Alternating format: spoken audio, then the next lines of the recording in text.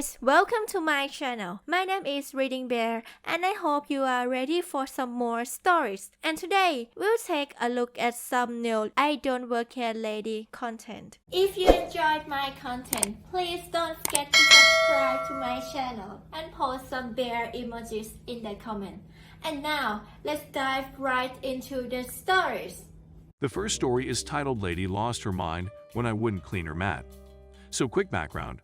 I live close enough to my mother that we do this CrossFit class together every Saturday. It's fun and we bond. The class is an hour long, and at the beginning we grab mats and weights. We tend to grab a few different types depending on the workout the guy assigns. You have to be early to this class because it's popular and me and my mom grab spots in the back. The class fills up and all the regulars take their spots. There isn't much room, but there is space in the front. For the first half hour everything is going well, then this lady comes in. She walks in the center of the room and stares at us, then goes and grabs a mat. I head over to a station on the TRX and begin my set. When I come back I see this lady has pushed my mat into my weights and has made herself a spot. My mom is livid, but I wave her off. Don't get me wrong, I'm annoyed, but it happens and I continue the class. 5 minutes later our instructor gives us the next set of workouts. I finish my workout on the mat and see there is a free TRX. If you don't know what it is, it's basically a rope you attach to the wall and do different exercises with. As I'm pushing through a set someone taps my shoulder. It's this lady. You finished 10. I counted. Stop hogging. First of all, I did not. Secondly, our instructor has us go through the sets twice in a round, so I was planning to go through twice. Thirdly, there was a free on right next to me. I point out the free one, and she rolls her eyes and says something snarky about how I wasn't being mindful of customers. She then demands that I show her how we are doing the workout. I kinda show her my form and then Mike the trainer comes by. She smugly looks at me and is like, "Good, someone is doing their job around here." I just shrug it off and try to finish my set in peace. I go back to my workout and don't have anything with her till the end of class. At the end our instructor hands out wipes for us to clean the mats before we return them. My mom was returning the weights while I was wiping our mats. As in wiping my mom's down, a mat is thrown at me and lands on my hands. I'm on my hands and knees. I look up and it's this woman again. She is kinda smugly looking down at me, throws down her wipe, and then begins to walk away. I get up with her mat and hand it back to her. Me? Excuse me, that's not where you leave them. Her? What? You're cleaning them. You need to clean mine. Me? Yeah, just this one and mine her. What makes her special? Me? She is my mom. Her? That doesn't matter, it's your job to clean these. I was kind of floored at the idea I worked there. Only because I'm working on losing weight. I'm not obese, but I certainly don't have a trainer's body. Me? I don't work here. Her? Stop being bratty, it's clear you work here. Me? What? Her? You clearly work here, I can see your uniform. Plus you were helping that woman the whole time. For the record, the supposed uniform was black leggings and a black tank, and there wasn't one. Me? Picking up my mat and my mom's, I do not work here. Leave me alone. She then begins screaming the instructor's name and he comes up, with my mom right behind him. She has seen some of the stuff and was pretty much over this lady's crap. Mike, on the other hand, has no idea. He can tell from my face that I'm annoyed. Mike, what's going on here? You need to fire this woman. She is refusing to clean my mat and spent the whole lesson ignoring me. Mike, who at this point understands my annoyance. She doesn't work here and I can clean your mat. I also should tell you that we don't clean mats in the future. At this point the lady huffs out and marches downstairs. I think that's the end of it till my mother and I go down and see this woman screaming at the front desk. She sees me and then points. Or get that brat fired. She used brat way too much. The front desk guy is this pretty innocent kid. Probably in high school. She doesn't work here, ma'am. At this point her face is as red as it gets. She screams and then walks out. My mom made us wait inside till she left the parking lot. Probably for the best. The next story is titled Two Confused Old Ladies Think They Both Work for Each Other. Yesterday the internet in the dorm room I live in went down, and the landlady tried calling tech support. She's an old woman, 80 years, that runs the business with her daughter that was absent at the moment. I asked to help, but she said she got it and wanted to try it by herself. I let her. She dials the number, puts it on speaker, cussed. She can't hear very well. Another old lady answers, and the following conversation happens. Landlady equals LL, other lady equals all All hello. LL. Yes, hello. This is proceeds to give full name. And I live in address. First of all, I'd like to apologize for calling so late, but I have a problem with my online computer internet. I don't know much about it, and I just wanted to ask if you have the time to help us, please. All what? LL repeats what she said, this time being extra polite. All internet. No, honey, I don't have internet, but maybe I could consider buying some. How much does it cost? LL. Oh my, it has a cost. Well, I don't have much money. My husband is sick. I don't mean to cause trouble, but can you give us a discount? All. It comes with a discount. That's so good. I would like to buy 2 internets, please. LL. What? All. Raising her voice, I said I would like to buy TW. Another younger woman comes in new. Mom, who are you talking to? All. Oh, this lady here is helping me buy internets at a discount. Ew, what? Give me the phone. Picks up the phone, I'm sorry, but we don't want any internets in this house. Hangs up. LL. Excuse me? Turns to be I think I got the wrong number. I tried not to laugh too hard cause I didn't want to embarrass LL, so I just picked up the phone and called the actual tech support, which BTW came a few minutes later and said that someone forgot to plug the router. When I got to my room, I was crying laughing. The next story is titled Illegally Park and Block Driveways in Our Neighborhood and Do It Consistently. While throwing a party, expect what's coming. 2 years ago, a new family moved into our quiet little neighborhood and began their reign of terror. We've lived here for over 20 years in this neighborhood, and except for these past 2 years, it's been wonderful. I love our neighbors, except this family. This just family sucks. I'm not even sure where to begin. They are loud, they are dirty, they are obnoxious. Their dog barks at all hours. They constantly yell at each other. They throw parties well into the night. They steal my older neighbor's paper. They actually trained their Rottweiler to fetch the neighbor's paper. Impressive but wrong. They throw their dog's poo into other yards. Arg, so much. They even cut my 80-something-year-old neighbor's prized roses for themselves. Who does that? There are about 100 issues I could write about and how we've all dealt with them, but this past weekend was my own glorious take on it all. Oh, and yes, we tried talking to them. We tried inviting them over. We've done nice things for them. And all we've expected is that they act like decent neighbors. That's never happened. In our neighborhood, parking is scarce.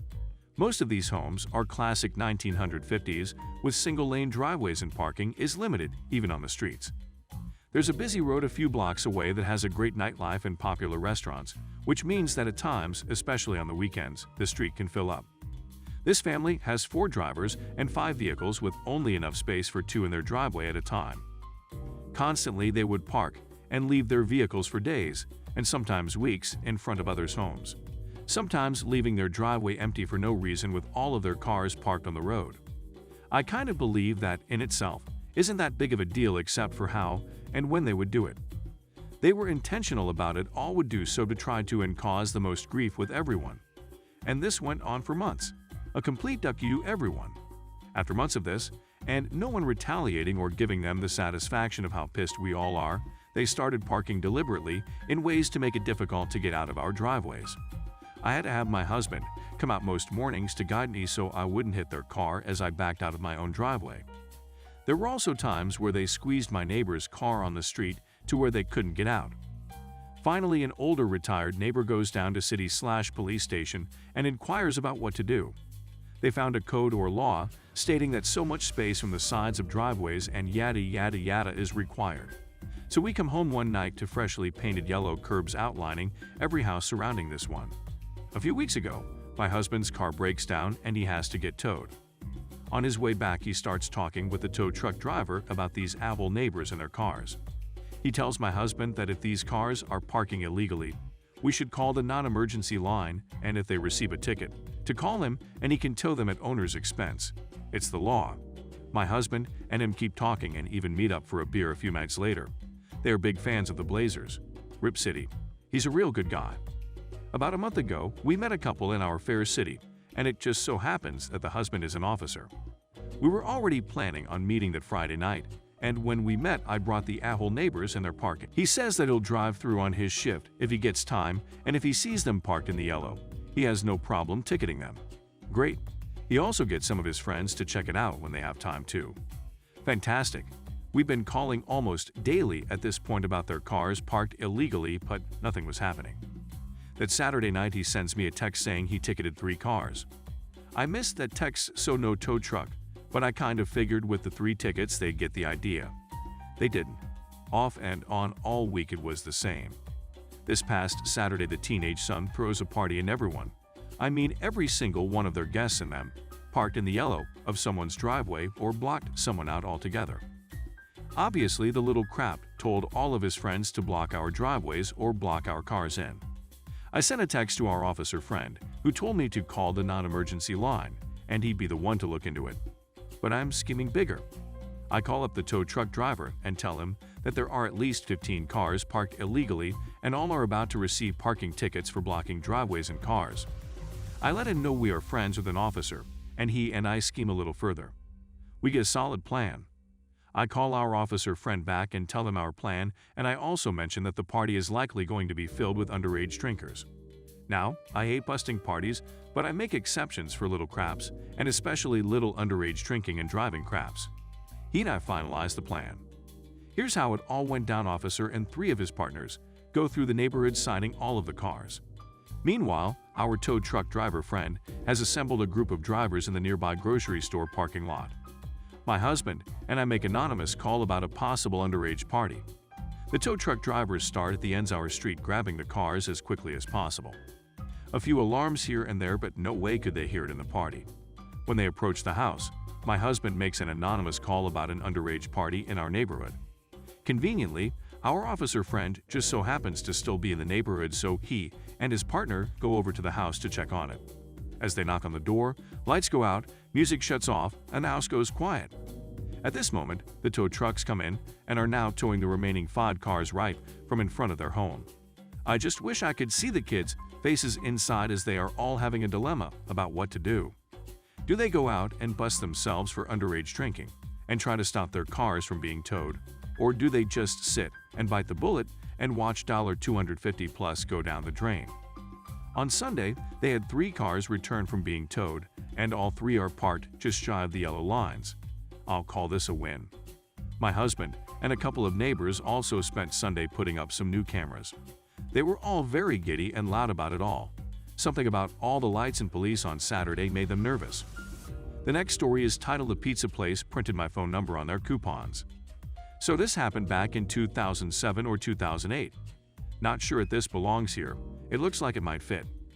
I lived in a small town and my house had really bad cell phone coverage at the time, so I still had a landline for the house, complete with an answering machine.